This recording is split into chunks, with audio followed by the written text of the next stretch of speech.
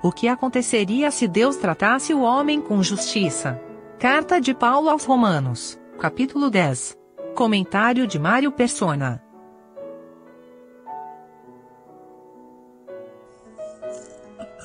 No capítulo 6 de Romanos, um pouco antes, nós lemos no versículo 12: E assim a lei é santa e o mandamento santo, justo e bom.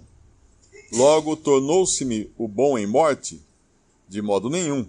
Mas o pecado, para que se mostrasse pecado, operou em mim a morte, pelo bem, a fim de que, pelo mandamento, o pecado se fizesse excessivamente maligno.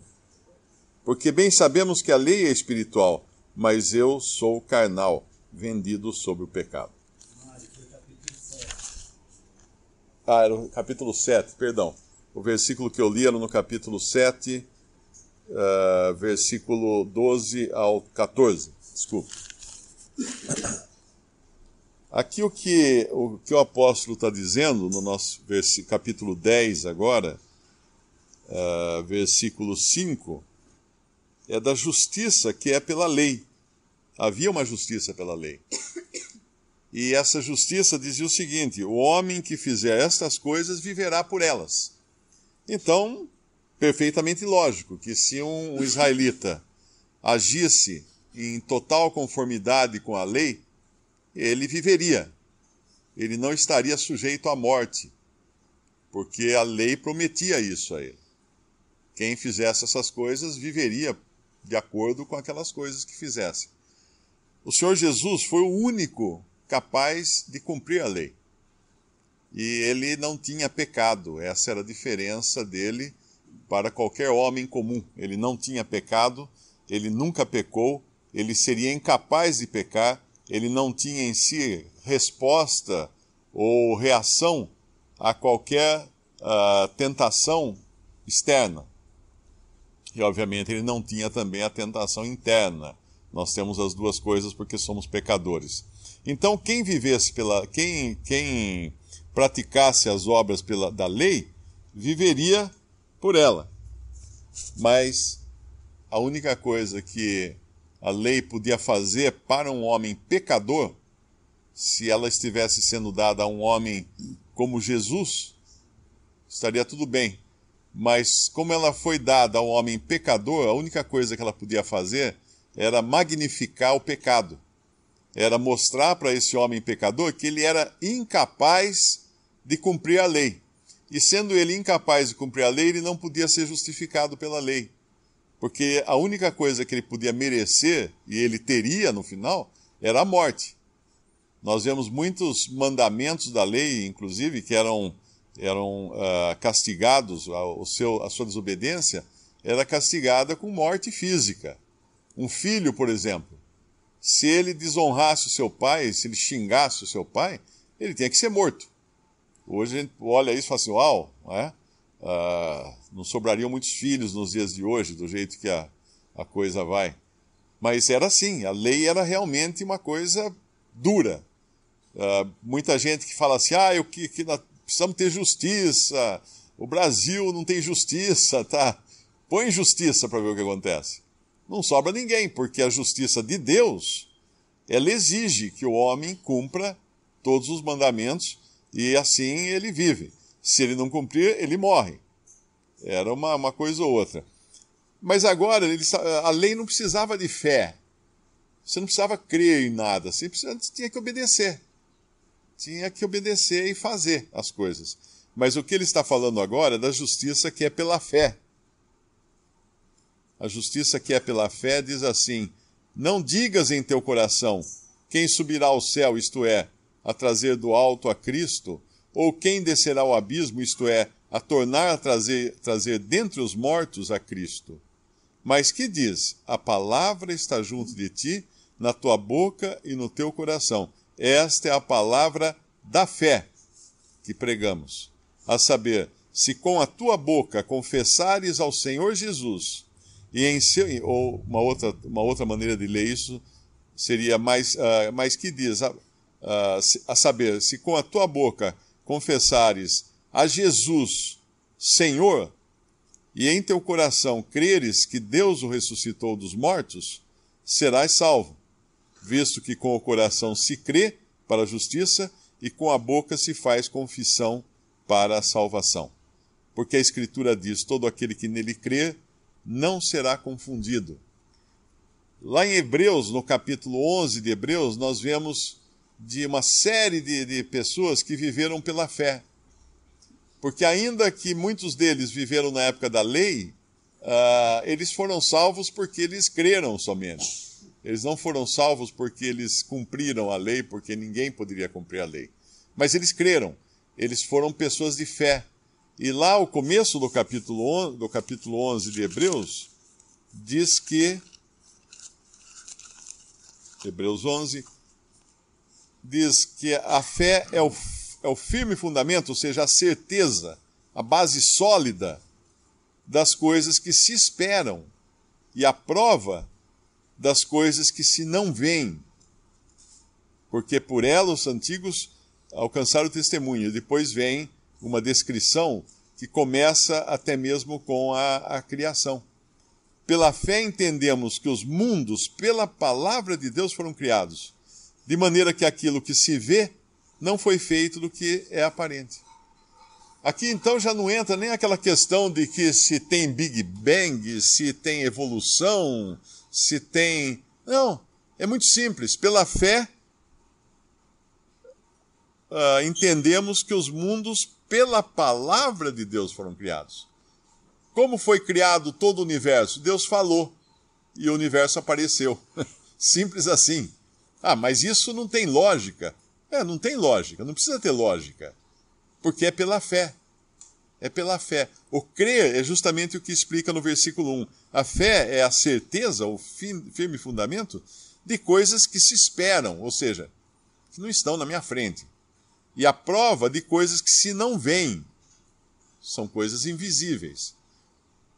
A fé exige que se creia no invisível. Baseada em quê? Baseada no fundamento da palavra de Deus. Na firme certeza de que Deus não pode mentir. Deus falou e o universo veio à existência. Deus fala agora que a justificação é pela fé, e eu não tenho que perguntar quem subiu ao céu, quem desceu ao abismo, quem isso, quem aquilo. Eu simplesmente creio. Eu creio na palavra de Deus. E no momento em que eu creio na palavra de Deus, a própria palavra, eu descubro que a própria palavra foi o que teve poder de despertar em mim essa fé para crer na própria palavra de Deus. É uma coisa até estranha falar isso, não é? Mas aí nós entendemos que nada vem do homem. Aqui não estamos falando de uma coisa de inteligência racional para se crer na palavra de Deus.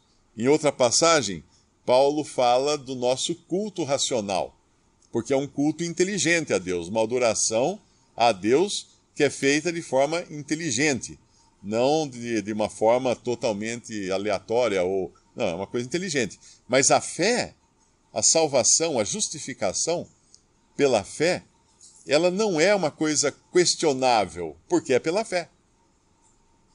Por que o Senhor fala que precisaria ter uma fé ser como um menino, né, para entrar no reino de Deus? Porque a criança, ela aceita.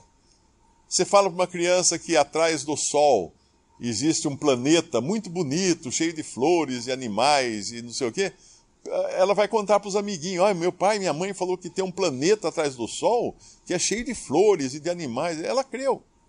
Ela aceitou como absoluta verdade uma coisa que você disse, que é absurda, né?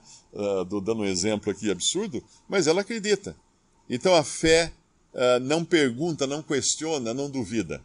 A fé descansa na palavra de Deus. A fé não... o Senhor Jesus, quando estava conversando com João, lá em João capítulo 3, ele fala assim,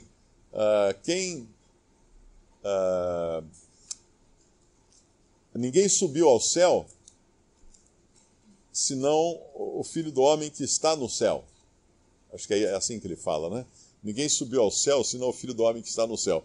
Agora, imagina o grande ponto de interrogação na cabeça de Nicodemos, aliás, ele estava falando com Nicodemos no Evangelho de João. O grande ponto de interrogação na cabeça de Nicodemos, quando ele escuta isso. Ele podia falar assim, mas como? Você está falando comigo aqui, frente a frente, e como que você pode ter subido ao céu e desceu do céu, e está no céu, se está aqui? Porque ele estava diante de alguém que é nada menos que o próprio Deus. O próprio Deus. Quando o Senhor Jesus estava no Evangelho de João, capítulo 11 do Evangelho de João, quando ele estava com os discípulos e recebe a notícia da morte de Lázaro,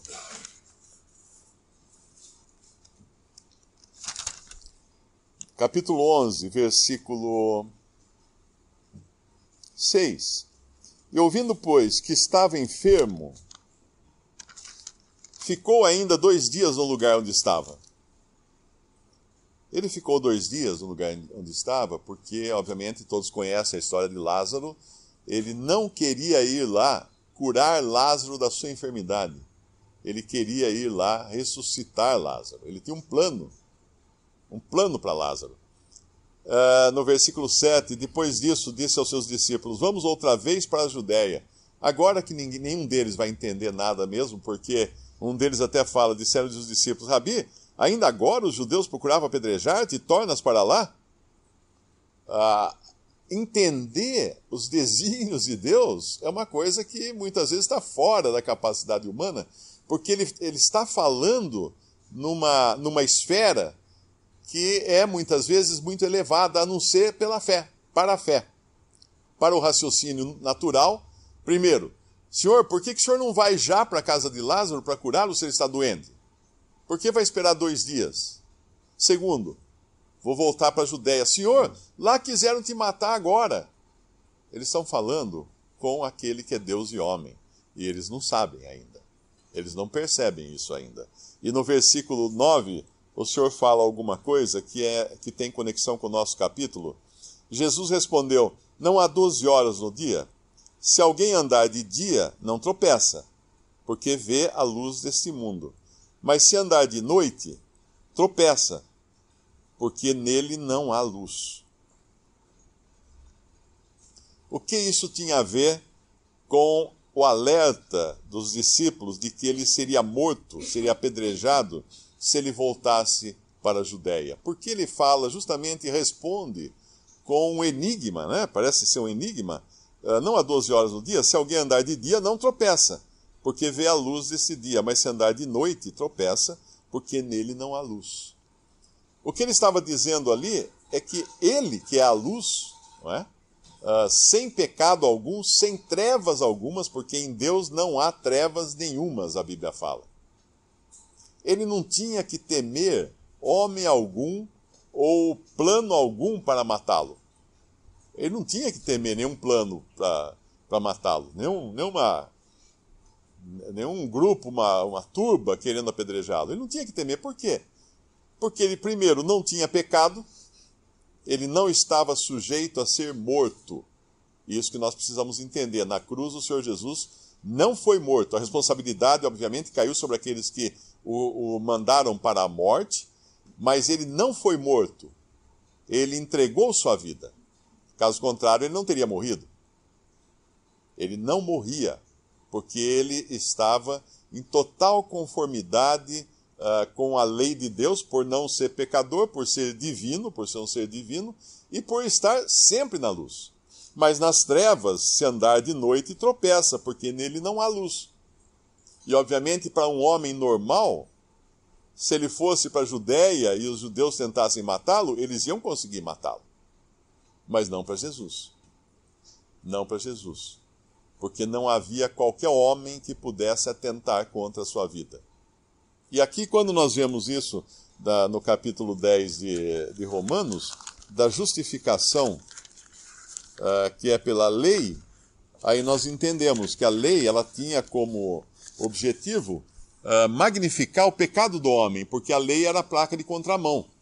O homem olhava para a lei e falava, está mal, eu não estou conseguindo. Então ele não tinha como ser justificado pela lei e precisava agora ser justificado pela fé. Eu tinha falado que a palavra que gera na pessoa a capacidade de ouvir é o versículo 17 do nosso capítulo 10 de Romanos. De sorte que a fé é pelo ouvir, e o ouvir pela palavra de Deus. Alguma leitura apressada poderia dizer que a fé é pelo ouvir e ouvir a palavra de Deus. Mas não é isso que está dizendo aqui. O ouvir é pela palavra de Deus. Onde nós encontramos, então, justiça? Em Cristo. Em Cristo. Por quê? Porque Ele é a nossa justiça. Não precisa abrir lá, só vou citar o versículo. Vós sois dele, em Jesus Cristo, o qual para nós foi feito por Deus, sabedoria e justiça e santificação e redenção. Então ele é tudo isso para nós. Quando lá naquela passagem que eu falei de Lázaro, quando Maria está aflita e tudo, ele pergunta se ela crê na ressurreição, ela fala que crê na ressurreição no último dia. O Senhor Jesus não fala, eu vou ressuscitá-lo. Ele fala, eu sou a ressurreição. Em outra passagem ele diz, eu sou a vida, eu sou a verdade, eu sou o caminho. Ninguém pode dizer essas coisas, a não ser Ele. Então qualquer coisa que eu vá buscar, eu só vou encontrar na pessoa de Cristo, não no que Cristo ensinou a respeito dessas coisas, mas na pessoa dele. Ele é o recurso tanto para o pecador, ainda para ser salvo, encontrar nele a justiça de Deus para o pecador, como depois de salvos, onde nós encontramos tudo o que nós precisamos? Em Cristo.